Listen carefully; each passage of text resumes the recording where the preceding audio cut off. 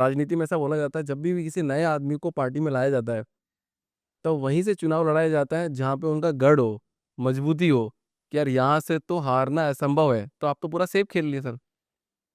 हाँ, तो इस तो अच्छी बात है। ये तो मेरे लिए बहुत अच्छी बात है ना। अगर सेफ खेलना चाहिए लोगों को, मतलब देखा जाए तो मतलब। सिर्फ कुछ भी नहीं होता। स्मृति ईरानी जी को कभी एहसास नहीं था कि वो किशोरी लाल शर्मा जी से हार जाएगी। ये बात भी सही है। हाँ, मतलब समझने की कोशिश कर रहा हूँ कि सेफ खेलना चाहिए, नहीं खेलना चाहिए। सिर्फ मैंने कहा ना, खेलना कोशिश करते हैं लोग खेलने की।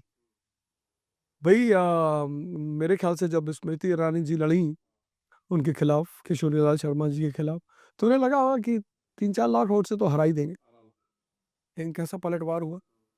तो आदमी को ओवर कॉन्फिडेंट कभी नहीं होना चाहिए। जैसे मैंने बड़े सेलिब्रिटियों को देखा, जब वो चुनाव में उतरते हैं तो उनको एक कंफ्यूजन होता है कि मुझको तो लोग जानते हैं, जानना अलग बात है, और लोगों से नेता के रूप में कनेक्ट होना अलग बात है। राजेश खन्ना क्यों चुनाव हार गए थे दिल्ली में? इसी वजह से हारे। वो एज अ सेलिब्रिटी ही सड़कों पे घूमते रहे। तो लोगों ने भी रात में कह दिया कि भैया आए बात। जाओ, आपको उतरना पड़ेगा, दुकान में, घर पे जाना पड़ेगा, हाथ मिलाना पड़ेगा, बैठना पड़ेगा, बात करना पड़ेगा। अब मैं कल एक झुग्गी में गया, वहां एक चाचा पराठा खा रहे हैं, हम्म। और वो भी गोभी का। हमसे कहा यार खाओगे? हमने कहा किसका पराठा? कहीं गोभी का। मैंने कहा मंगो। आपको पसंद है? बहुत। अब बैठ के उनके साथ में खाना खाया, तो उन्होंने मुझसे पता छूटते क्या कहा? कहा भैया हमारे पूरा परिवार का वोट आज आपका। इतने लोग हमारे घर में आए, कोई एक गिलास पानी नहीं पिया आज तक। तो ये कनेक्टिविटी बनानी पड़ती है। हम्म। लोगों को एहसास होना चाहिए कि ये मेरा नेता मेरा है, मेरे इसके बीच में कोई गैप नहीं होगा कि मुझे मिलने के लिए इससे 4 बाउंसर क्रॉस करने पड़ेंगे, 15 गनर क्रॉस करना पड़ेगा। तो फिर अगर लोग करेक्ट हो जाएंगे तो आपको वोट नहीं। राजस्थान में भी कुछ ऐसा ही हुआ था, जब उन्होंने बोला था कि शिक्षक लोगों के लिए तो हमने 7वां वेतन आयोग ले आए हैं, अब तो हमारी सरकार ही आएगी। पर पता चला तो सब सुपड़े साफ हो गए। बिल्कुल, कनेक्टिविटी बहुत जरूरत। अच्छा, अपन थोड़ा सा बना वापस पीछे चलते हैं। अपन जब आप बात कर रहे थे अरविंद केजरीवाल जी से, और जब आपने बोला एजुकेशन के सेक्टर में हम कुछ काम करेंगे, तो कॉन्सेप्ट और क्रिएटिविटी पे आप शायद बात कर रहे थे। तो क्या मुद्दा क्या है एक्चुअली, मतलब एजुकेशन में क्या चेंजेस लाना चाहते हैं? आपने अपने बच्चे को पढ़ाना है, वो नहीं पढ़ रहा है, पढ़ाना है, 10th टॉप करवाना है, और बच्चा आपका शांति से बैठा कि भैया हमें पढ़ना ही नहीं, चाहे जो कर लो। तो आपने अपने बेटे से कहा कि तुझको हार्ले डेविडसन दिला दूंगा 10th के बाद, एक्सटर्नल फोर्स लगा दी, अब वो 6-6 घंटा पढ़ रहा है। यही तो है न्यूटन का पहला नियम। A body at rest will be at rest, a body in motion will be in motion until and unless external force is applied। हाँ। तो जिसको ये बात समझ में आ गई, पहला नियम, उसका कोई काम जीवन में रुक ही नहीं सकता। वो जहां जाएगा एक्सटर्नल फोर्स लगाएगा। हम्म। कोई लड़की को ये थोड़ी क्या मैं तुमको बहुत प्रेम करता हूँ, तुम दुनिया की सबसे खूबसूरत औरत हो, कुछ नहीं। सीधे एक टॉप ब्रांड की मर्सिडीज खरीदी, बर्थडे में गिफ्ट कर दिया। प्लीज, उसने कहा ये कलर अच्छा नहीं, दूसरा मंगवा दे। माँ को वेला गिफ्ट कर दिया, हाँ।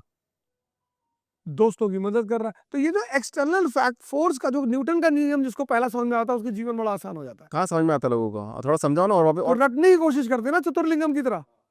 जो चतुर्लिंगम है वो उसको थ्योरेटिकली सब पता है, लेकिन रैंचो का अप्लाइड फॉर्म में पता है। इसलिए रैंचो हर चुनौती को हैंडल कर लेता है।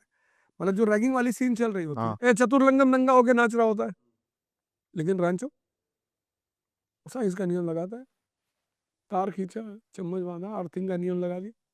तो जिसको पढ़ाई दिखाई पड़ने लगी और उसने उसके सिद्धांत को जीवन में आत्मसात कर लिया, वो मस्त है। आपने इतने लोगों को पढ़ाया, आपको लग रहा था कि वास्तव में लोगों को पढ़ाई दिखती है? मतलब अगर थोड़ी सी ऐसी बात करें, अपन हजारों लोग एक साथ बैठ के पढ़ रहे हैं, लोग, आपको दिखता था कि यार इस बच्चे को पढ़ाई दिख रही है, इसको नहीं दिख रही है? समझ में आता आपको वो नहीं, यही तो इस देश के एजुकेशन सिस्टम का खराबी है। विडंबना है? हाँ, मैं कॉलेज दे के गया ये कि रटाओ रटाओ रटाओ रटाओ, तोता बनाओ। यहाँ तो हर बच्चा पढ़ता है नौकरी करने के लिए। जब नौकरी करनी, गुलामी करनी, तो पढ़ना क्यों है? पढ़ना तो पड़ेगा ना, क्यों नहीं पढ़ना पड़ेगा? हाँ, पढ़ना है एनलाइटनमेंट के लिए, जागरूकता के लिए, विजन के लिए। एंटरप्रेन्योर भी तो बन सकते हैं। कैसे बनेगा? अगर उसको नॉलेज नहीं होगा तो नहीं बन पाएगा। नॉलेज नहीं, अनुभव। जैसे आज की डेट में मैं ठीक है, बताऊं, मैं थोड़ा सा समझूंगा आपसे, आपने बहुत बढ़िया बात करी, मैं आपसे थोड़े से डिबेट भी कर मैं सकता हूँ। हाँ करूंगा इस पे। जैसे हमारे सड़कों पे कारें घूमती हाँ, घूमती है। है ना, सबको विंडशील्ड की प्रॉब्लम होती है कि शीशा गंदा हो जाता है। चाइना के मार्केट ने क्या किया, वो जो हम जो बार्बर की दुकान पे देखते हैं शावर मारने वाला, उसको उन्होंने वाइपर बना दिया। वो मेड इन चाइना भारत के बाजारों में बिक रहा है। अब अगर उसकी भारत के सारे शहरों में सेल हम 10 लाख मान ले पर डे की, सिर्फ 10 रुपए प्रॉफिट पे, तो हर दिन 1 करोड़ रुपए चाइना हमसे ले रहा है कि नहीं ले रहा है? ये चीज हम नहीं बना सकते। अभी नहीं बना सकते। नहीं, उसमें क्या लागत है? उसमें कोई लागत ही नहीं है। गुरु जी यहाँ पे लागत की बात नहीं आती है, यहाँ पे बात आती है मतलब मेरे मतलब जैसे मैं एंटरप्रेन्योर वर्ल्ड से आता हूँ, लागत की बात नहीं आती यहाँ पे। आपको थोड़ा सी पढ़ाई करके आपको सीखना पड़ेगा, उन लोगों के बीच में रहना पड़ेगा। मैं IITN वालों से बात करता हूँ कि मैंने कहा जब तुमको ये ग्रोसरी का एक बिजनेस ही करना था तो तुम IIT में क्यों गए? तो उनका जवाब सुनिएगा, वो बोलते हैं कि अच्छा अभिषेक जी बहुत बढ़िया है कि IIT में क्यों गए? IIT में हम इसलिए गए कि भैया हमको जो दिमाग है वहाँ पे लोगों का, वो हमको सीखने को मिला वहाँ पे। अगर वो हमको आज सीखने को नहीं मिलता तो शायद मैं ये बड़ा बिजनेस नहीं बना पाता। तो क्या तर्क है आपका इसमें? कबीर दास जी स्कूल नहीं गए, पर उनसे बड़ा ज्ञानी दुनिया में नहीं है। स्कूल में संस्कार देता है, हाँ। स्कूल विजडम नहीं देता। अगर विजडम से स्कूल पैदा होता तो सारे बड़े बड़े स्कूलों के लड़के ही दुनिया पे राज कर रहे होते। कर तो रहे हैं पर कौन कर रहा है? पैसे वाले लोग कर रहे हैं ना सारे। कहाँ कर रहे हैं? ये सब अमीर लोग कर रहे हैं राज।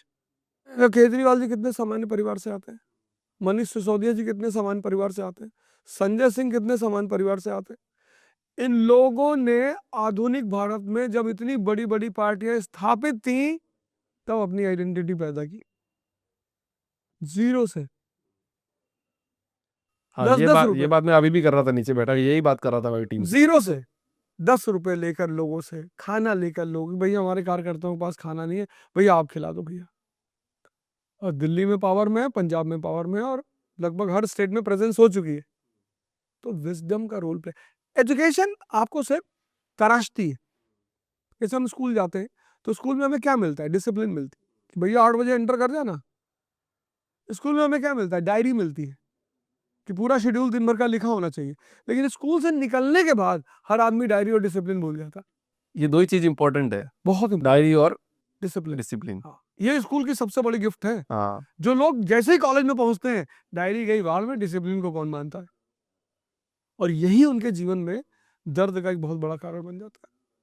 तो ये कह रहा 50 करोड़ का देश है हमारा। अम्बेडकर एक्सलेंस प्रोग्राम चल रहा है जिसमें हम बच्चों को एंटरप्रेन्योरशिप भी सिखाते हैं। अभी हमारे एक लड़का है जयेश, 19 साल का लड़का, 1 करोड़ पर ईयर का बिजनेस है उसका।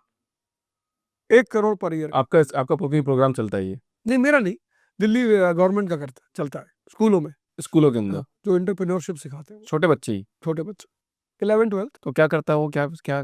उसका मेरे ख्याल से रिसाइकलिंग का कोई प्लांट है, रिसाइकलिंग का। जयेश, आप उसका इंटरव्यू ले सकते हो, पार्टी ऑफिस से आपको उसका डिटेल मिल जाएगा। मुझे मिला था, मैं पार्टी ऑफिस में बैठा था तो आया हुआ था कुछ, शायद उसको सम्मान उम्मान देना था तो आया हुआ था। 19 साल का लड़का। अरे वाह, बहुत बढ़िया। पर ये बहुत कम जगह पे सिखाया जाता है, मतलब कि आपको एंटरप्रेन्योर बनना है, एक्चुअली चीजें क्या है ना, करनी है। मैं बताऊं। नौकरी के लिए क्यों पुश किया जाता है, आप वो बताओ। हाँ, अब ये बड़ा प्यारा सवाल है। दहेज के लिए।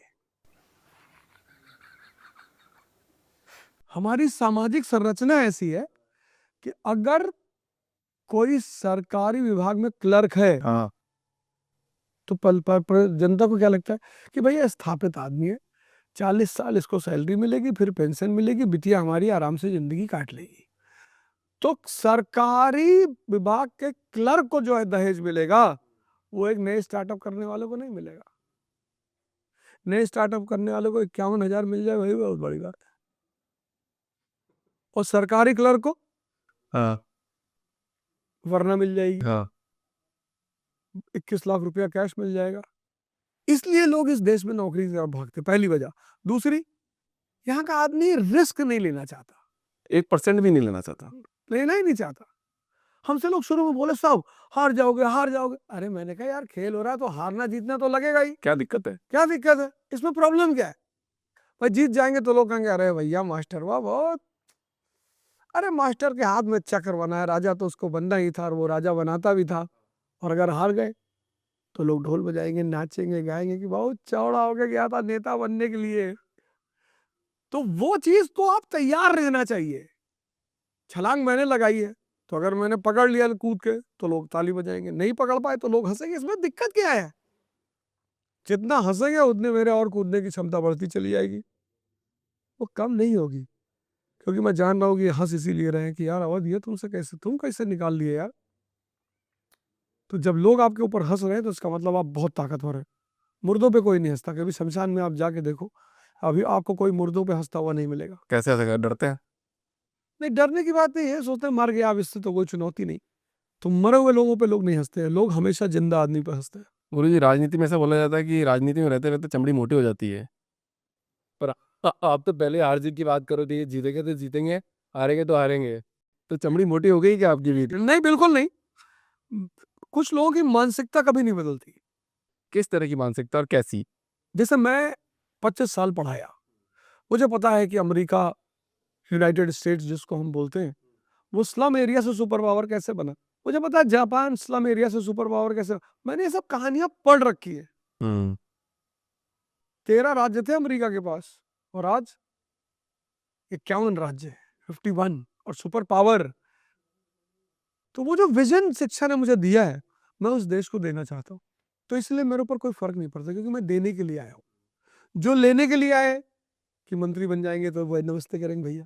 तो जो देने के लिए आता है उसको डर नहीं होता, डर होता है जो लेने के लिए आया है। बहुत बढ़िया। तो अभी बात बताओ कि एजुकेशन सेक्टर में जो बजट एलोकेट किया है वो लगभग 16,000 करोड़ का बजट है।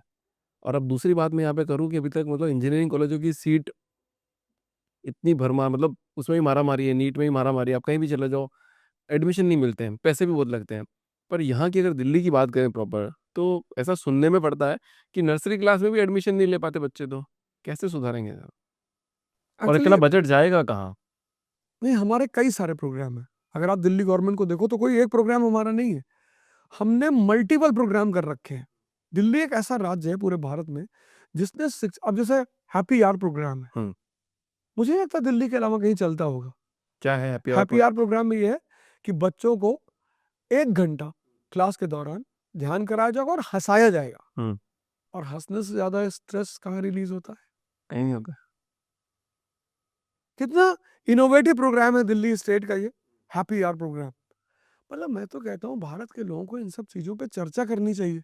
इसी से ध्यान बंटवाने के लिए हमारे विपक्षी जो क्या करते हैं, उल्टे सीधे सवाल उठा देते हैं। हम्म। उल्टे सीधे सवाल उठा देते हैं कि बस इनको उलझाए रखो किसी तरह।